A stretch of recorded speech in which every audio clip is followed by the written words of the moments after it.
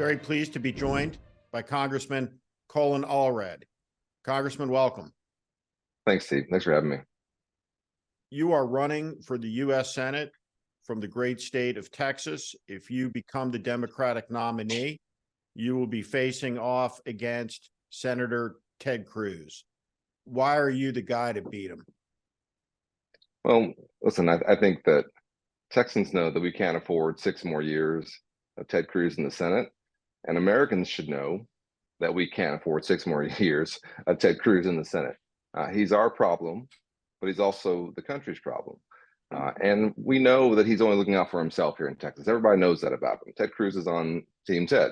You know, I have a very different story, one was based in being raised by a single mother who was a public school teacher and having to rely on my community, my teachers and my coaches, my local YMCA, to kind of chase my version of the American dream. And that led me to Baylor, where I captained the football team, had 5 years in the NFL, went to law school and served in the Obama administration, and then ran for Congress against a 22-year incumbent, a Republican who had been unopposed in the previous election because he was considered to be so unbeatable. He's the chairman of the Rules Committee. We beat him by nearly 7 points. So we know how to do this. We know how to, I think, appeal to folks who maybe feel like this version of the Republican Party doesn't reflect their values anymore. But also, to make sure that we tell kind of the story about who we are as a people. And I think we're not who Ted Cruz says we are. And that's what this race is going to be about fundamentally, is that Ted Cruz wants to divide us. He wants to pit us against each other. He's a demagogue. I'm somebody who spent my life and career trying to bring us together around our shared values. And I think that's why we're going to win. Let me ask you a question, and I want to frame it not by asking you through the prism of Congressman Allred. I want to back up.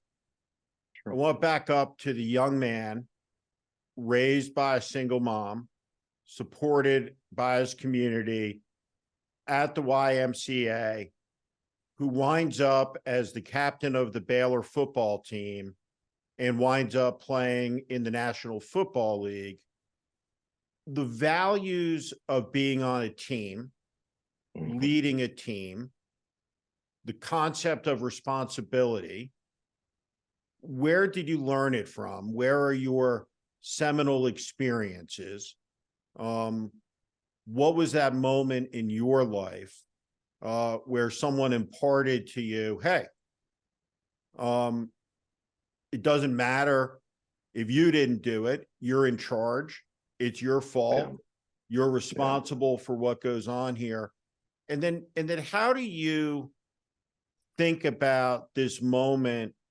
You're sitting in Congress and your state senator during a crisis in the state. People have lost their electricity, very serious set of circumstances going on, and he goes to Cancun. And so you're sitting there thinking, what about this guy as a matter of character? So I'm curious about who you are, where you come from, and how you think about what I feel is a fundamental and elemental issue in the country, which is this crisis of character. Yeah.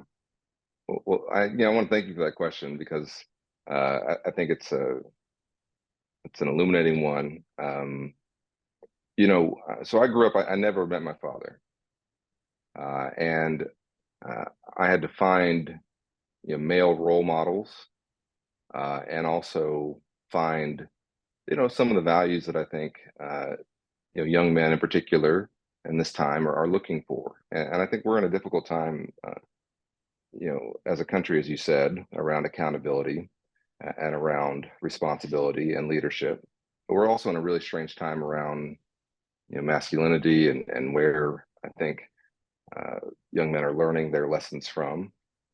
And I was fortunate because I had so many men who stepped up in my life, from my uncle, who was my mom's sister's husband, who helped raise me like a father and was, the guy who was at every game of mine. I didn't meet him until I was 7 years old, but after that, He was always there, and he's been a huge part of my life.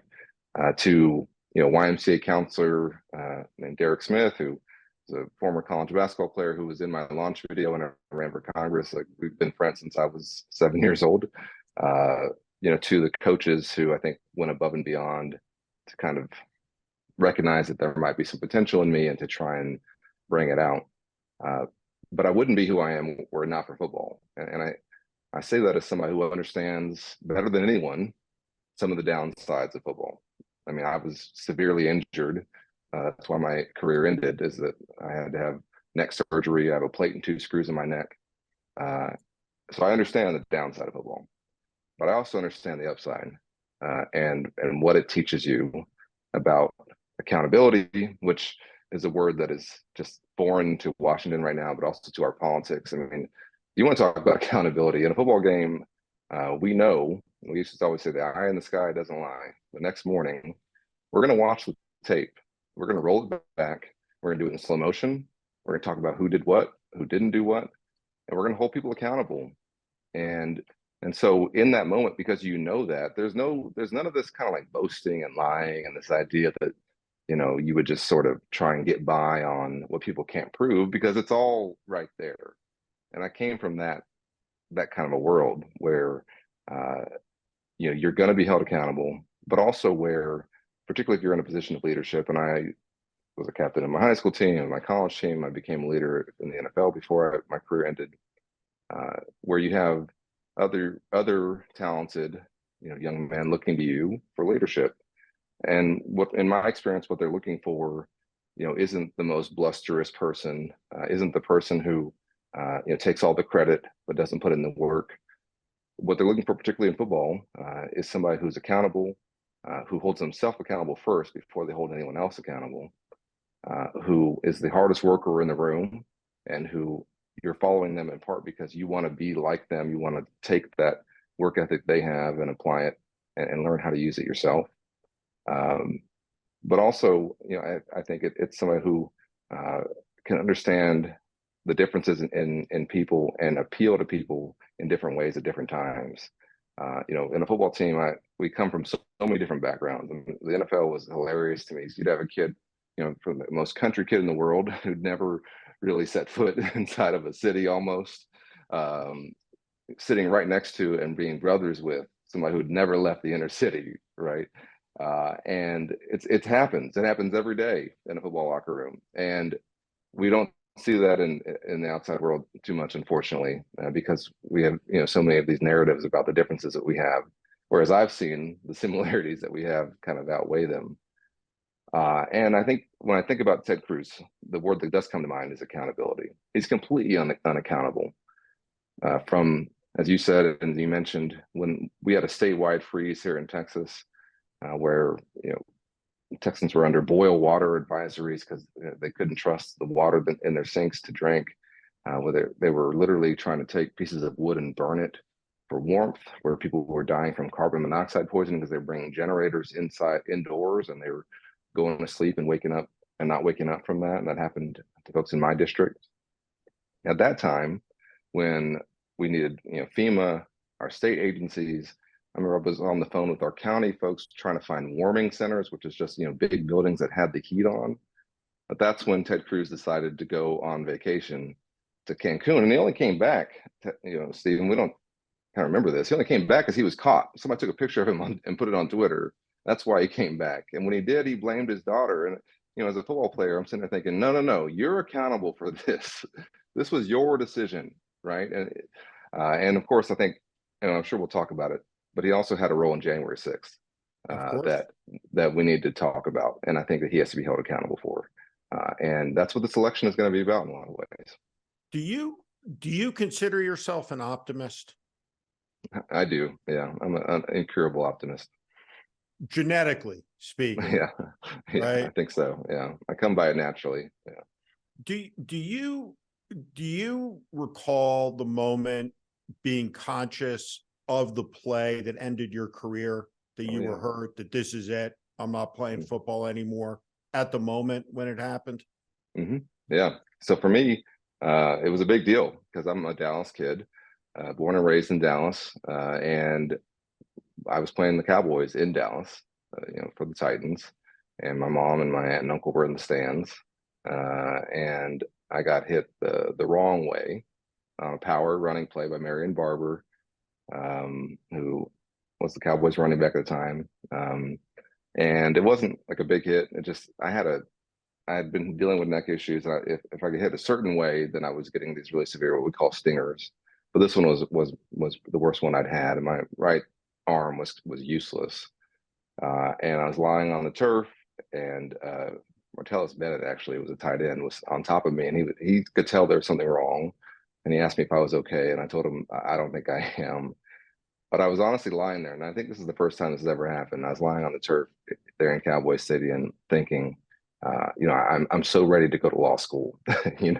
Like we've reached the end of this stage. I had an offer to keep playing after my neck surgery from the Vikings to come and basically a 1-year deal, see if you can make the team. But I decided that it was time to hang it up, go to law school, and I knew in that from the time I was lying there on the turf, I knew it was my last play. After the game, my mom asked me about next week, and I told her, Mom, I don't think there's going to be next week. And that was it.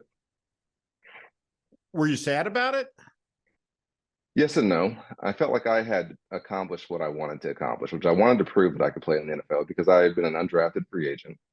And if anybody knows anything about the NFL, you know that there's 7 rounds of the draft. That means 32 teams took to look at me 7 times and said no, at least. Although some of them had more than 7 picks in that draft.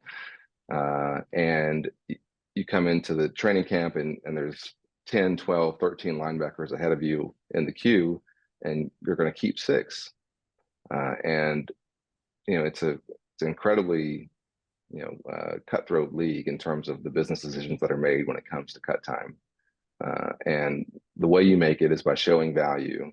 If you're not somebody who has value because they put so much money into you, which is one thing, then you have to show value by doing things that no one else can do or doing more than anyone else can do. And so the way I made it was, I played all the special teams. I was a special teams ace. I was one of our best special teams players. But I also learned every linebacker position. I could be a sub for every linebacker position.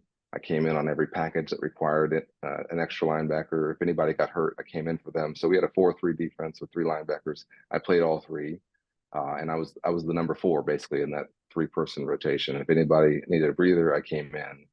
But that made me valuable. I was like a Swiss Army knife. I could do a lot of things, and I learned the whole defense. I could be a coach on the sideline. In fact, I helped call plays sometimes. So that was what I learned. So I had proven that, but then I knew I was going to miss the locker room, and I still miss the locker room. I still miss the interaction with the guys because the thing that everybody always asks me, what do you miss about the NFL? I think they're probably thinking I'm going to say, the big hits or the crowd or whatever, but no, I mean, it's like the comedy that is the locker room, like Laughing. the brotherhood, like the making fun of each other for stupid things, like relieving tension, by goofing off, that's the thing. I think, you sometimes see it if you watch like Hard Knocks or something like that, but man, I miss those days.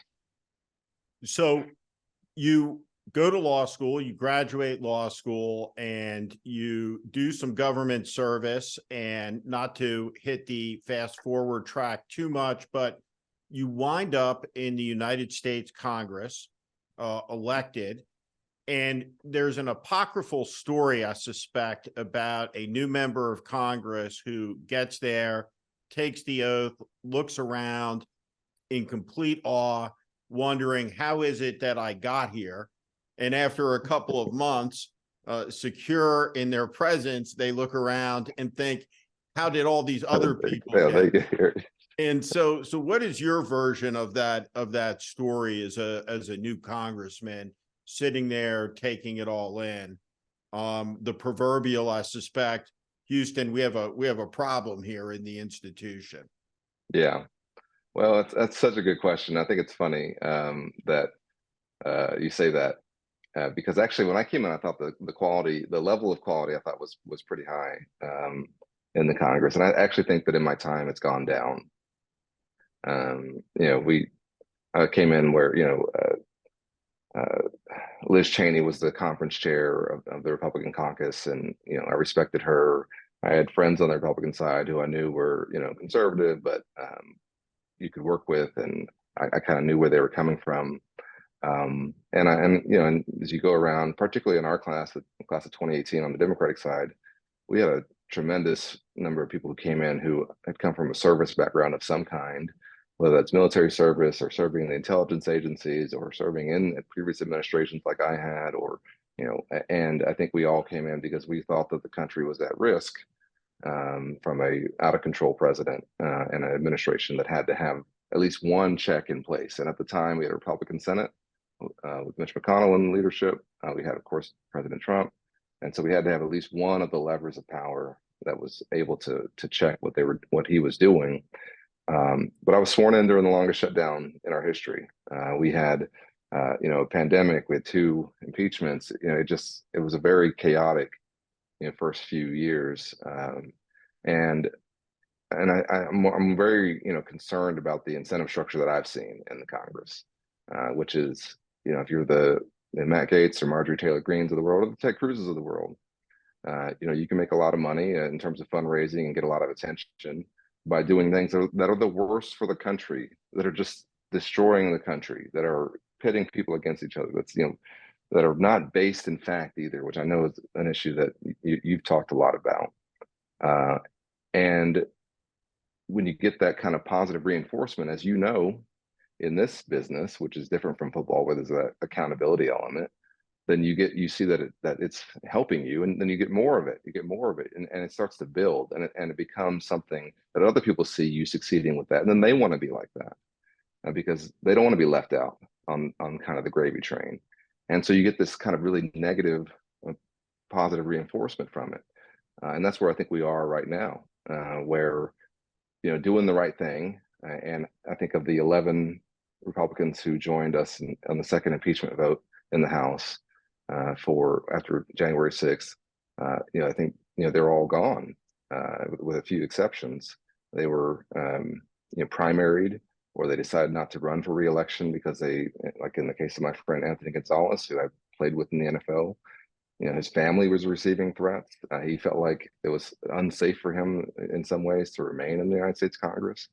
Then you get this cycle where then they're replaced by worse members, and it gets worse and worse and worse. And that's what I've been seeing. And I think Ted Cruz, in many ways, was part of the vanguard of doing that to the United States Senate. He has made the Senate a much worse place. And that's part of why we need to replace him. Ron DeSantis this weekend, and it is August 6th, 2023. He finally said it. He said it matter of fact. Trump lost the election. Mm-hmm. Could have saved a lot of pain and a lot of trouble if he had come to that conclusion like I did at about 11:15 on election night. Yeah, well, I think I've heard this before, and I think it's true. I recognize that it takes individual bravery at this point to come forward in the Republican Party and say the facts, which is that Donald Trump lost the last election, that it was a fair and free election, and that it was in some cases he lost narrowly, but he did lose, and that Joe Biden is the legitimate president of the United States, and that we should move on from there. But I do think that if there had been a critical mass around it, or if a few leaders had stepped forward and been more vocal, then that bravery would have been a lot less. And so I'm glad to see someone saying it now, honestly, because I think, as I think you do as well, Steve, I think about the long scope of American history, and I think about where we're going, and I think about where we've been, and I'm extremely concerned about where we're going. And so we have to have this kind of bipartisan rejection of the first time in our history we didn't have a peaceful transfer of power. And in the days after January 6th, I thought we were going to have that. Kevin McCarthy gave a solid speech, in many ways, where he said that the president, bore the responsibility for the attack on the Capitol.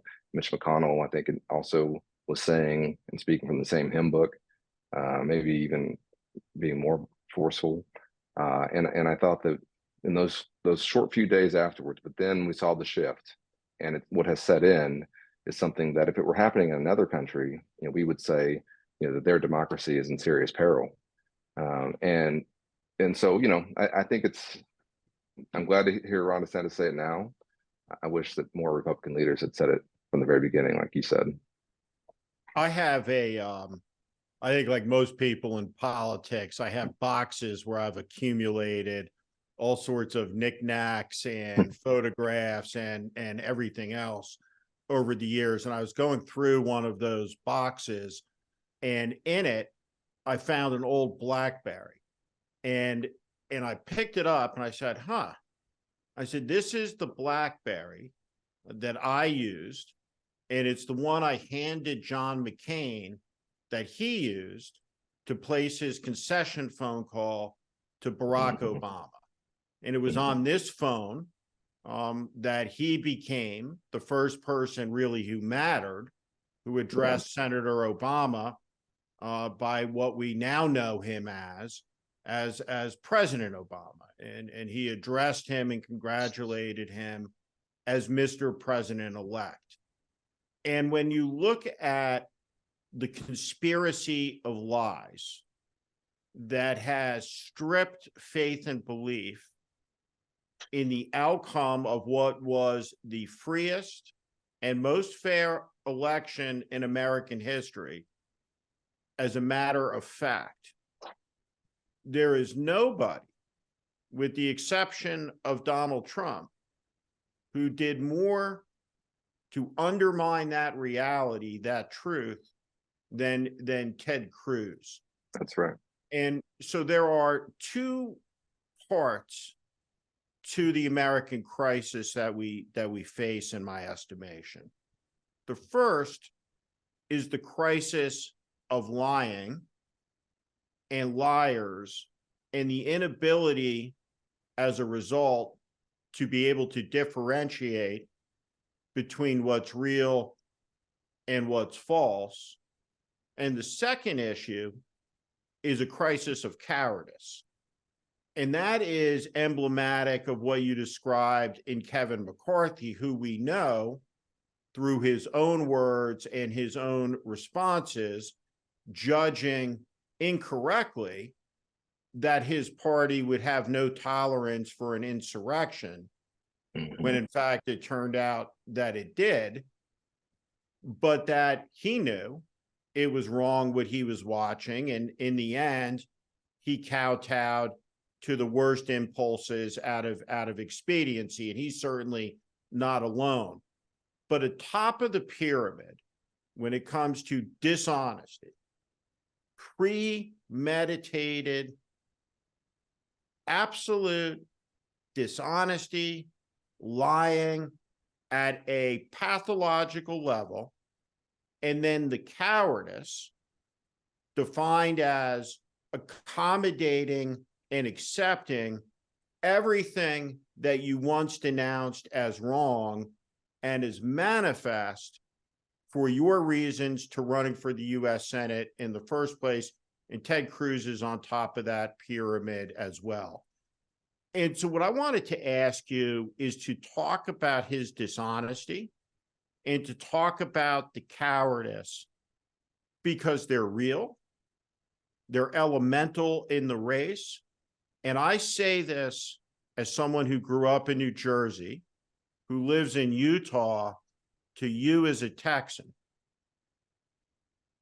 You're not pulling your weight sending Ted Cruz to the United States Senate, in the same way Utah isn't pulling its weight by sending Mike Lee to the Senate, although somewhat redeems itself by sending Mitt Romney to the United States Senate. But at the end of the day, all of these people aren't just showing up in Washington, they're being sent there. And what's really remarkable from someone who's not a Texan, but appreciates Texas's history, how does Texas accommodate the dishonesty and the cowardice, which seems so, if you understand Texas history, antithetical to the values of the state? Yeah, no, I think that's exactly right. I think you go back to Ted Cruz's speech at the 2016 Republican convention, where he told people to vote their conscience. And you fast forward to 4 years later, where he is the senator who objected to the results in Arizona. Really quickly, I just want to talk about January 6th, because I was there and I was about 50 feet away from Senator Cruz when he objected. I was a member of the House leadership team, and we had a limited number of members on the floor because of COVID. And so I was on the floor, and I remember, when we were going through the states, Alabama, Alaska, we get to Arizona, as you know, it takes a member of the House, a member of the Senate to object to the counting of the Electoral College votes of a particular state.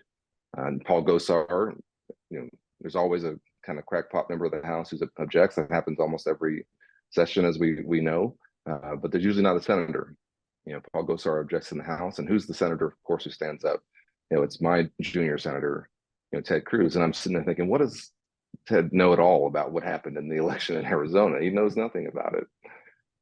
But fast forward just a few minutes later, we split into our separate, the House remains in the House, the Senate goes back to the Senate, separate sessions to debate the results in Arizona. And I start getting texts from my staff and from my wife asking me where I am. I'm kind of annoyed because I'm on the House floor. I'm working. You know where I am. I'm in the safest place in the country outside of the White House. But they were seeing a very different story playing out on TV. They were seeing this mob that was starting to breach the Capitol. And I remember they interrupted our results. They swept the leadership teams off the floor. We put Jim McGovern in the chair. We're trying to continue the proceedings. And at some point, the Sergeant at Arms, representative from Sergeant at Arms, gets on the microphone and tells us that the Capitol has been breached, that tear gas has been deployed in the rotunda, which to me is just unimaginable. This temple of American democracy. Anybody who's ever been to the Capitol, look up in the rotunda and tell me you don't feel something. And to reach under our seats for these gas masks that are underneath there that I didn't even know were there. And I sent my wife a text who was at home with 7 months pregnant with our son Jordan, who wasn't yet 2 years old, and she was 7 months pregnant with our next son Cameron. And I sent her a text that I didn't really think I'd ever have to send in this job. I said to her, whatever happens, I love you. And being the only former NFL linebacker on the floor, I take off my suit coat and I'm literally preparing to have to defend a door because we have barricaded the doors with furniture we use for paper, and the few Capitol Police who are part of kind of the protective detail of the floor, who are there in suits, have their guns drawn, and there's no way out at this point. And some of my colleagues joined me and took off their suit jackets, particularly of the younger men. And at that point, I thought that might be where we'd have to make a stand. Luckily, the Capitol Police, due to their bravery, and I mean their incredible bravery, got us off the floor. But while that was happening, Ted Cruz, who had whipped up that mob and who had gone around the country talking about how this was a steal, and who was, as we learned later, part of the legal backing for trying to challenge this, and who was implementing the legal strategy, which was to try and delay. He was hiding in the supply closet. And I think it does say something about who he is. And I don't think it matches who we are as Texans. I know our history well, and we're a state that's proud of our history that fought for its own independence, that was its own nation, the Lone Star State, but also that has had a long line of leaders, whether you agreed with them or not, who were independent, strong voices, who didn't just follow, but who led, from George W. Bush to LBJ, to Sam Rayburn, to Barbara Jordan, a long line, George H.W. Bush, of, Americans who, whether you agreed with them politically or not, you have to say that they were independent leaders who stepped forward and were an important voice for the country. Ted Cruz is not that. He's somebody who is, he knows the difference also, Steve. I think we both know that. He knew that Donald Trump lost that election. He's a Harvard-trained lawyer. He's somebody who knew what he was doing to the country, but he had decided that it was in his political interest to do this. And that has to be punished at the ballot box. We're seeing Donald Trump getting some element of accountability through his indictments and arraignment. We'll see where the trial goes. A jury of his peers will decide. But for Ted Cruz, that accountability is going to come in this election, in a state that he only won by 2 points last time, and that we can beat him in this time, because it's not who we are as Texans. When you think about Ted Cruz hiding in the closet, you just said something, and I want to bring you to that moment. You said it very calmly, a lot of Texas in you, the way you said it, a lot of cowboy. You were preparing to make your stand. Tell me about that. What does that mean? Yeah, well, as I said, when I sent that text to my wife, it's the kind of text I think you see, and we've learned later that Mike Pence's Secret Service detail was also contacting their families and telling them, we don't think we're going to make it out of here, and saying their goodbyes. I was in a very different situation because I had a number of my colleagues who are older and who were looking to me in many ways, I think, to defend them. And my thought was, maybe we can hold this off long enough so that the other folks can get off the floor. That was my thought in the moment. Obviously, and thankfully, it didn't come to that. But all of the doors had been locked, Steve. The alarms are going off. People are putting on these hoods. I call them gas masks, these hoods to protect against tear gas. It looks like there's no way out. And Do you a have few of yours us. on? No, I didn't put it on. I was holding it. Because you're getting ready to fight. Yeah, I was holding it. I didn't know, Right. I didn't smell anything. I didn't feel like it was necessary. Ruben Gallego, who, is a Marine, is standing on top of some of the chairs, telling people, when you put on your mask, breathe slowly so that you don't hyperventilate. And at that moment, it just seems very much like this is what's going to be necessary. And I don't mean that in any way to indicate that to make myself seem any braver or anything like that. Of course not. But I think this is important. Are there any Republicans standing at that door, at that rampart with you in common defense of their colleagues? Yeah, there are, and I give them a lot of credit for it. And we had in that moment, I think, and I know from the time when we exited the floor, we all, I think, felt very similarly about it. And yeah, we had some Republicans who were standing right there, and I think Troy Niels comes to mind. I'm forgetting some of the other names, but I think there were some folks who were willing to do the right thing and to be sort of help these very few Capitol Police in any way they could. And one thing I think that was shocking to people probably to learn was how few Capitol Police were having to do against so many and protect that line. And Brian Sicknick's family was present on the anniversary of the 6th. He's the officer who died on January 6th, and his family was there when we were speaking about it in the Capitol. And I spoke directly to his family, and I meant it. I said, your son's sacrifice allowed me to meet mine. I was able to get off that floor because they held those lines, and they described as medieval combat. And when we left, I remember looking back and seeing the officers staying behind with their guns drawn and the glass breaking. And I remember thinking, well, what about these guys? What about them? And I remember thinking about the incredible sacrifice they were making for us, because at that time we didn't know that the riot was going to subside in some way. You have to put yourself in the place where we were so close to an event of mass violence that Americans have no idea for the most part. And I think that's one of the great services that the January 6th committee did, was illustrating for people just how close senators, member of Congress, but also our brave police officers came to something that was more akin to a Civil War era battle than to anything we were used to. No doubt in my mind whatsoever that Officer Eugene Goodman saved Mitt Romney's life. Yeah, that's right. Yeah, he did. He turned that crowd around, and Romney was around the corner, and they would have killed him. Would have been, of all the senators, right, that mob would have had first contact with. I can't imagine. Yeah, that's right. The worst one. that would have had a terrible, terrible fate. Than No, and Romney in there. So when you go out now, Beto O'Rourke loses by 2 points.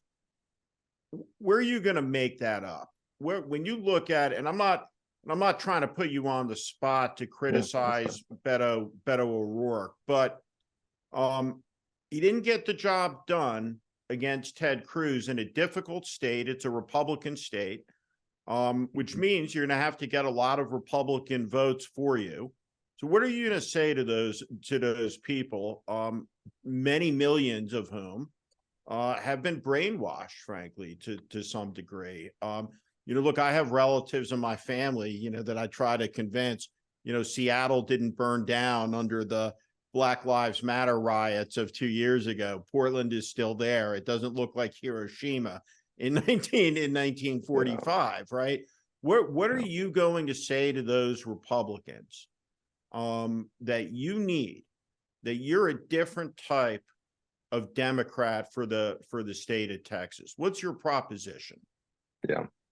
Well, first of all, of course, we're going to build on what Beto did, and I think his run is incredibly important, and I want to give him credit for doing something at a time when no one else would.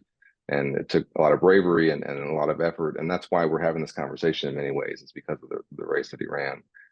But I do have experience running in these areas where the only way you're going to win is by appealing to folks who might not agree with you on everything.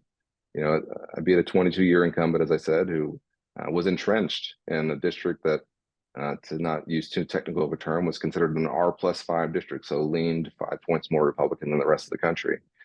And we did that also by getting a lot of folks who a decade earlier were driving around our area with W stickers on the back of their car, voting for me and block walking for me and contributing to our campaign. And you beat Pete Sessions. That's right, Pete Sessions in 2018. Not an easy opponent. Pete Sessions was a good politician. Yeah, I mean, had been the chair of the NRCC Absolutely. Twice, and he was the chairman of the Rules Committee, which, as you know, is kind of the leadership position for somebody who is important to them. The vice president, the Speaker of the House, all came to the district. Lev Parnas and Igor Fruman and Rudy Giuliani came down and spent a bunch of Russian money trying to beat me, funneled through the Trump super PAC, which got them indicted by the Southern District of New York. But we didn't know that during the campaign.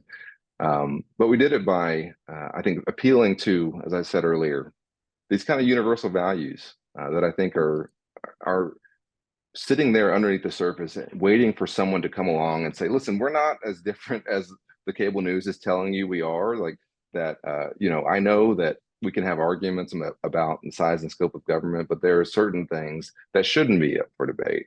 And then also, we're a community, and in this community, there are certain values that we have that are unique to other places that are not, we're different from other places. And I was born and raised in my district, and I knew what those values were.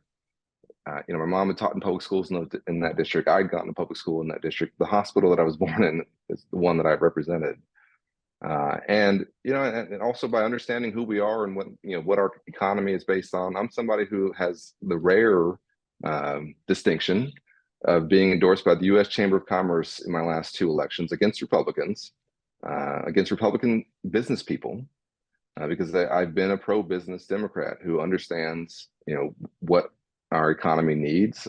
I'm part of the reason why the USMCA passed, the U.S.-Mexico-Canada Trade Agreement, is because me and Henry Cuellar and a few other Texas Democrats really pushed for that, because we're a trade state and we understand how important trade is to Texas. But also at the same time, I've been endorsed by the AFL-CIO, and I'm a former union member myself as a member of the NFL Players Association, and I appreciate the right to organize. And so it is possible to appeal broadly and to try to find this common ground. And it's not going to work for everybody, and I recognize that, Steve. There are folks who, in my congressional races, I thought I did a pretty good job in Congress, but in my reelection, they weren't going to vote for me, and that's okay. I respect their vote. But what we are trying to do is make sure folks know that whether you vote for me or not, I'm going to be your representative. And that's a big difference from Ted Cruz, who, if you're not part of his group, you're not part of kind of the small slice of sort of the Texans who came out in that election and got him over the line to win that election, then he's not interested in what you think. He's not going to be your senator as well. He's going to be podcasting 3 times a week, demagoguing about you, going on Fox News talking about you. He's going to be pointing out problems, for example, at the border, but never trying to be a part of the solution.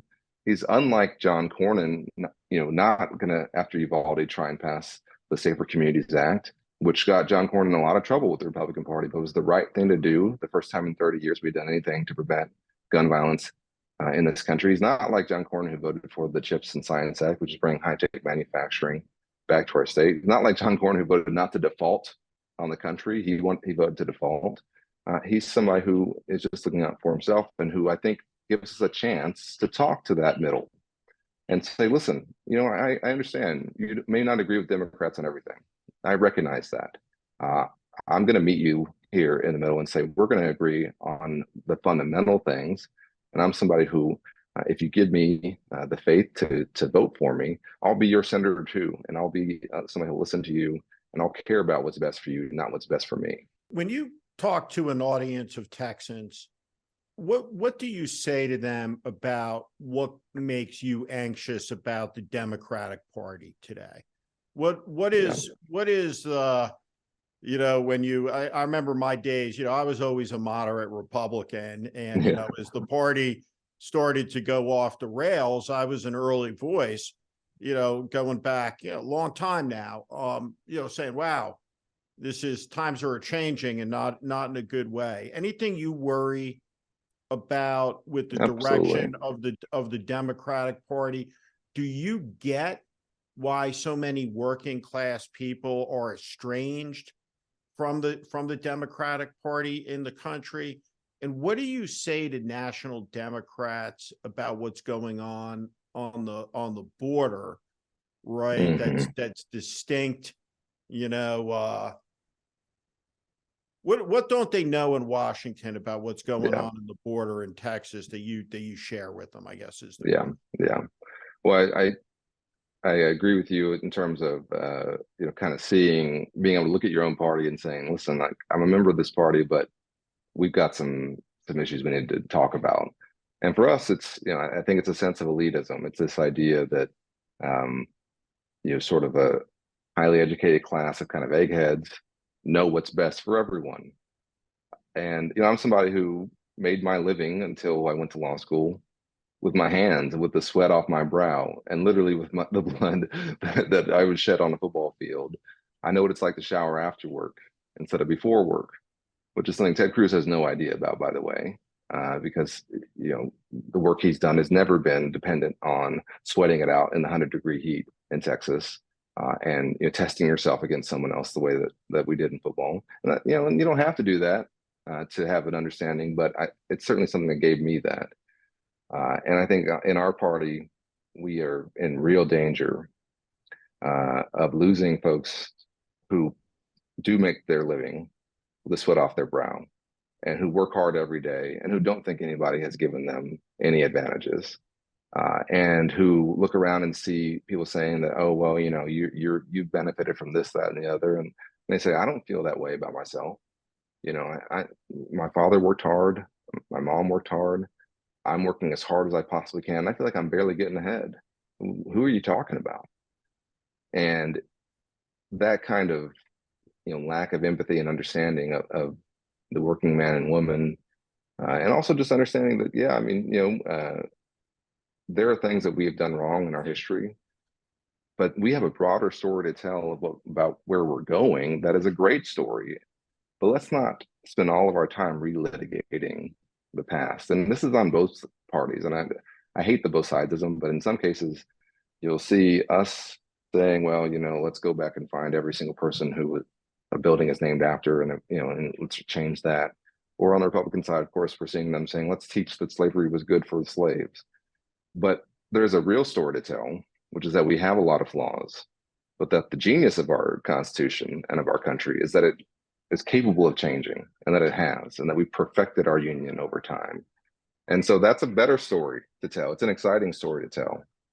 Now, when it comes to the border, I think, my grandfather was a customs officer in Brownsville after World War II. He fought in the Navy in the Pacific, and he came back, and he never went to college, and he got a good job working for the Customs Department. And in Brownsville, at the very tip of Texas, which is right on the border. And my mom and my aunt grew up in Brownsville, and I spent most of my childhood driving with my mom from Dallas down to Brownsville to visit my grandmother there, because my grandfather passed before I was born.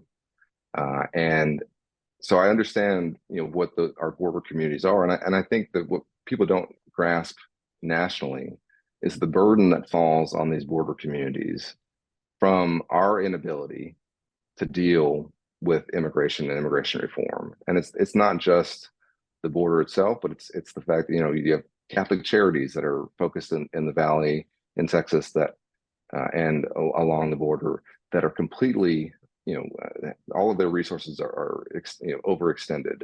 You have local communities who have set up through their own charity agencies and institutions to try and help migrants, and they're maxed out. And people sleeping under bridges, people being released and sleeping on street corners, and it's frustrating for people who live in that community because number one, they're not responsible for it, and there's not much that they can do, but they're already putting in so much of their own resources and energy trying to do the right thing, to treat people in a humane way. But that's why we need to have a senator from Texas who will actually talk about, okay, well, let's do something about this for the first time since the Reagan era. Let's have a comprehensive agreement where we say, yeah, we're going to have a whole lot of money for border security. We're going to make this as secure as we possibly can.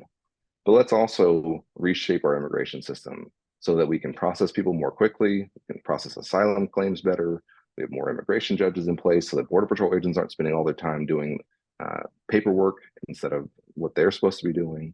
And let's better support these border communities, because there are geopolitical forces that are forcing millions of Venezuelans to leave Venezuela and Haitians to leave Haiti, and people from El Salvador and Guatemala and Honduras. And that's going to continue, particularly as climate change and other impacts continue. So we have to deal with this now. It's not going to get better. And that's what I also get frustrated with, saying, oh, well, let's just build a wall and act like that'll do it. I mean, get out of here. It's much more than that. So I think on the Democratic side, this idea that where, we'll often think that it's, on immigration, that, we just need to, welcome everyone. That's not going to be possible. What we have to be able to do is have an immigration system that meets the needs of our economy and that treats people consistent with our values, but that also does secure our border, and and that does it in a way that makes our border communities feel safe, but also not so much of the burden fall on them. Two things I want to wrap up with you on. The first is we're going to have people from all over the country who will see this. Talk for a second to Americans who are not Texans. What does it mean to you to be a Texan? Yeah, well, I think we're a mix. I'm a fourth generation Texan. My boys are fifth generation Texans. We're a mix. We're not just Southern, and we're not just Western. We're Southwestern, and we're a place where so many things come together. We're an incredibly diverse state that is disproportionately young in terms of our population. We are dynamic. We're growing so rapidly. We have 1,000 people a day moving to DFW alone. And things are so much bigger in Texas. And we're talking about 30 million Texans. We're talking about, driving from Dallas to El Paso, it's about half the country. And you're still in the same state, and we're a state that has produced, I think, some of the most authentic aspects of American culture, and it's come from multiple different backgrounds, whether that's our incredibly vibrant Latino community and culture, or the African American community that has I think from Texas has produced some of the national leaders that have helped shape our country, to kind of the independent Texan who's seen as the person who will be the straight talking Texan in any scenario.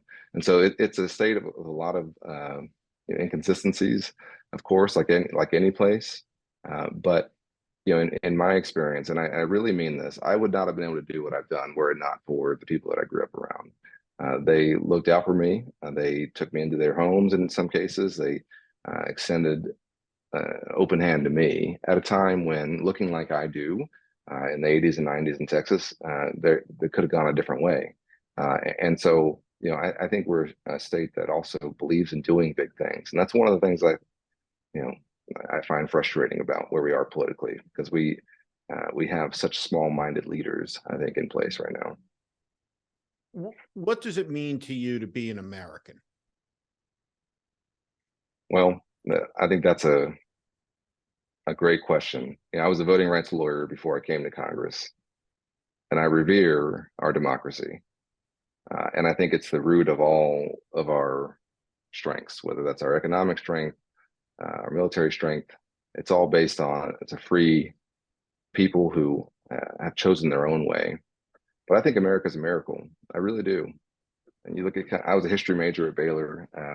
You look at kind of the scope of the world, and you see, a Senate in Rome that couldn't make it, a democracy in Athens that couldn't make it, and then you have a long gap of monarchies and dictators, and you, for the first time in human history, since the Roman Senate, you have a democracy emerge in this new world that becomes the world's leading power, and that has spread this incredible kind of ideology and thought around the world, to the point where now, while we're concerned about democracy, I think, falling back in certain places, it's become sort of the baseline that people think this is what should be expected. And to me, being an American means that you can do anything. There's no limit on what we can do. And I that's one of the things that I love when Joe Biden says it, actually, is when he says, come on, like, remember who we are. This is the United States of America. There's nothing that we've ever put our mind to that we can't do. I just have been reading a book about the space race and the Apollo program, and just sort of the ingenuity and the talent that we brought together to do something that we still aren't doing right now. We're still not going to the moon right now. Here we are, 60 years later, and anything is possible for us.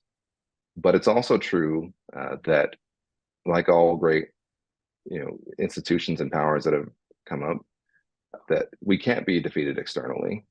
We can only be defeated internally. The Chinese are not an existential threat to us. The Russians are not an existential threat to us. The Iranians, the North Koreans. I'm on the Foreign Affairs Committee. These are folks we have to be concerned with. Sometimes we are competing with them in a very real way, but they're not an existential threat to the existence of the United States. The only thing that is our own internal issues of how we're going to manage our way forward. It's a pluralistic democracy where folks from a lot of different backgrounds and from all different parts of the world have to come together and agree on electing people and electing and accepting the results of those elections. And it's never happened. You go to Europe and their democracies, they're not as diverse as our democracy. They don't have as many voices, and they have all these crazy parties as well. We are trying to do something that's very difficult. And leadership matters in this period. It does. And we're not just here because we had this in our system in terms of kind of the challenge we've had to our democracy. We're here because we had, demagogue elected president who used his role to try and attack the foundations of our democracy. And leaders are going to lead us out of this. And we need Republican leaders as well as Democrats. And that's why, when you mentioned Mitt Romney, I have so much respect for Senator Romney. For what he has tried to do. And I have so much respect for the folks who I've seen, like Liz Cheney, who's a friend of mine and who I've texted with quite often, who have said what they know is right and have taken a stand at a time when it's difficult for them, it's impossible for them politically, but historically, they're going to be looked on quite well. So to me, being an American means that there's nothing we can't do, but also means that we are responsible for it. No one else is going to do it for us. There's no cavalry coming. It's up to us. How do people find your campaign website? Yeah. Well, they can go to colinallred.com. I'll spell it for folks because it's 1 L in Colin and 2 in Allred. And I'll just say, we need your help. The way this works, as you know, Steve, is at the federal level. We have limits on what we can take from folks, and I'm somebody who doesn't take, a dime of corporate money. So I rely on ordinary folks giving what they can to support my campaign. If you appreciate anything that I've said today, or you think that as a country we can do better, or as a Texans we can do better than Ted Cruz, then go to colinallred.com and get involved with us. Let me just wrap up by saying that this experiment, which will soon reach its 250th anniversary in 2026, has never had a gentle or calm period ever across our history. And we're clearly in another period of testing. Democracy, government of the people, by the people, for the people, cannot endure under the weight of demagogues and liars like Ted Cruz. It's as simple as that. And so I think everybody who's had an opportunity to see this and to watch you and has an opportunity to vote in the state of Texas understands what an improvement you would be over the incumbent. One of Texas's great heroes is a man named James Earl Rudder. James Earl Rudder was the commander of the 2nd Ranger Battalion that stormed the cliffs at Pointe du Hoc above Omaha Beach on D-Day. And when James Earl Rudder returned to Texas in peace and became the president of A&M, two of the things he did there were admit women with great controversy to the college, and he also took the first steps towards desegregating Texas A&M. So whether service is in the military or service is through academia, the expansion of the American ideal and idea is what people are remembered for. It's what their legacies are built on. And at the moment of testing and crisis, you, Congressman Allred, were prepared to make a stand. Ted Cruz was hiding in a closet. That says it all. The country needs people who will take a stand for the American way of life. And I really encourage everybody who's listening to do what I will do, which is to send as much as you are able to this campaign, because we're not going to get out of the mess we're in unless we elect people of outstanding character, men like Colin Allred. Thank you very much, Congressman. Thank you, Steve.